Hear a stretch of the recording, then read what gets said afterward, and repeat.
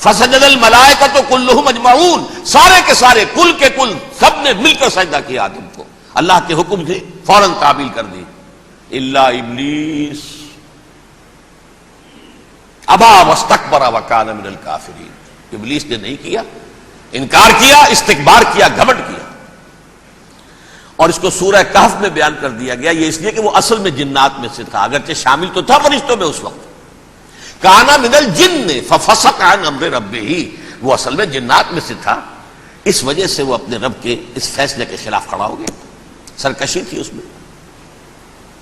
یہ معاملہ اتنا اہم ہے، اب آپ سمجھیے کہ 7 مرتبہ سورہ بقرہ، سورہ اعراف، سورہ حجر، سورہ بنی اسرائیل، سورہ کہف، سورہ طٰہٰ، سورہ صاد، 6 مکی صورتوں میں ذکر ہے یہ، اور 1 مدنی صورت سورہ بقرہ۔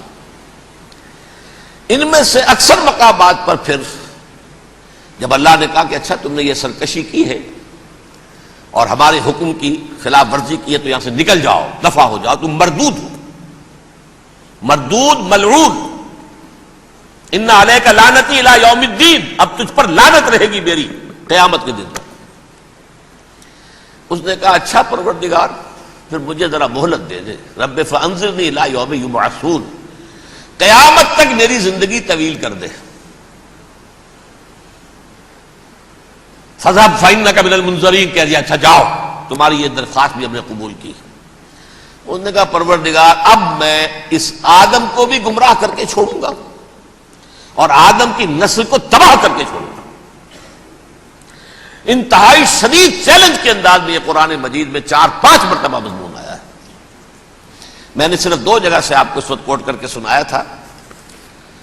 سورہ اعراف میں اللہ تعالیٰ فرماتے ہیں قالا، اس پر ابلیس نے کہا فبما اغویتنی، تو اے رب جو تو نے مجھے گمراہ کیا ہے، مجھے ذلیل کر دیا، مجھ پر فوقیت دے دی، اس کو انا خیر منہ، میں اس سے بہتر ہوں، خلقتنی من نار وخلقتہ من طین، بنایا تو نے مجھے آگ سے اور اس کو بنایا مٹی سے، پھر مجھ سے مطالبہ کہ میں سجدہ کروں، اور میں نے سجدہ نہیں کیا تو اب تو نے مجھے ملعون قرار دے دیا۔ قال فبما اغویتنی لأقعدن لهم صراطک المستقیم، اب میں یہ نسل آدم کے لیے اس کو برباد کرنے کے لیے تیری سیدھی راہ کے اوپر گھات میں بیٹھوں گا، سیدھے راستے پر چلنے نہیں دوں گا۔ ثم لآتینہم من بین ایدیہم، پھر میں ان پر حملہ آور ہوں گا ان کے سامنے سے بھی، ومن خلفہم، ان کے پیچھے سے بھی، وعن ایمانہم، ان کے داہنی جانب سے بھی، وعن شمائلہم، اور ان کے بائیں جانب سے بھی، ولا تجد اکثرہم شاکرین، اور تو دیکھے گا کہ ان کی اکثریت تیری شکر گزار بندوں پر مشتمل نہیں ہوگی۔ یہ چیلنج تھا،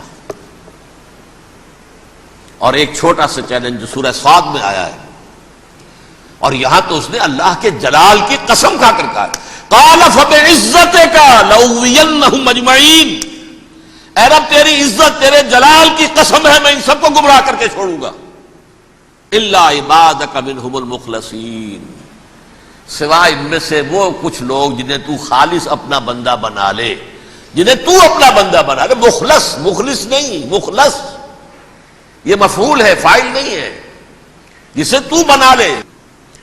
بعض لوگوں کو اللہ چن لیتا ہے، هو اجتباکم، تمہیں چن لیا ہے، استفاء، اجتباء، بس وہ بچیں گے جن کو تو اپنی خاص امان میں لے لے گا، باقی میں سب کو گمراہ کر کے چھوڑوں گا۔ یہ ہے اصل دنیا میں نوع انسانی کا ابدی دشمن، ازلی سے ابدی تک۔ اور اس میں نوٹ کیجئے کہ اس کی اصل بنیاد کیا ہوئی؟ 2 لفظ، تکبر اور حسد۔ استکبرا، تکبر کیا، انا خیر منہ، میں اس سے بہتر ہوں۔ یہ ساری بس کی گانٹھ یہی ہے، سب سے بڑی گمراہی کی وجہ یہی ہے۔ اسی لیے کہا ہے حدیث میں لن يدخل الجنہ من کان فی قلبہ مثقال حبۃ من کبر، جنت میں ہرگز وہ شخص کبھی بھی داخل نہیں ہو سکے گا جس کے دل میں رائے کے دانے کے برابر بھی کبر ہے۔ تکبر سب سے بڑا جرم ہے۔ الکبر ردائی، اللہ فرماتا ہے یہ تکبر، یہ تو میری چادر ہے، کوئی شخص تکبر کرتا ہے تو گویا میری چادر گھسیٹ رہا ہے میرے کندھے سے۔ عرب میں کسی شخص کی توہین کرنی ہوتی تھی تو اس کی چادر گھسیٹتے تھے، ننگا کر دیا گویا کہ یہ میری ردائی ہے، الکبر ردائی، یہ میری چادر ہے، یہ جامہ مجھے زیب دیتا ہے، مجھ پر راستہ تھا۔ اور حسد، آدم کو جو برتری عطا ہو گئی، اس حسد کی آگ میں وہ جل رہا ہے اور اس کا انتقام لینا چاہتا ہے۔ آدم سے بھی، آدم کو بھی گمراہ کیا، جنت سے نکلوایا، ویسے نکلنا تو انہیں تھا ہی مشیت اذنی میں، لیکن فوری طور پر اللہ کے حکم کی خلاف ورزی تو کروائی نا۔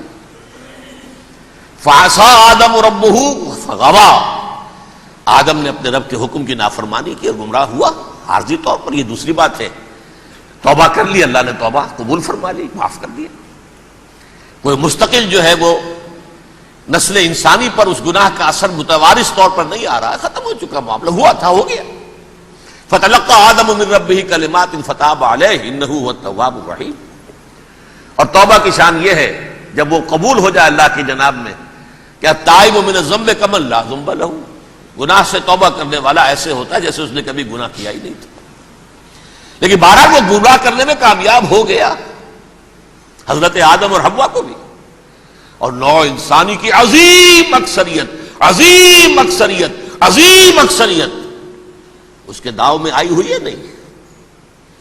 کتنے ہیں وہ عباد اللہ المخلصین، الا عبادک منہم المخلصین، کتنے ہیں جو واقعتاً خالصتاً اللہ کے بندے بن گئے ہوں، جنہیں اللہ نے اپنا بنا لیا ہو، اپنا قرار دے دیا ہو۔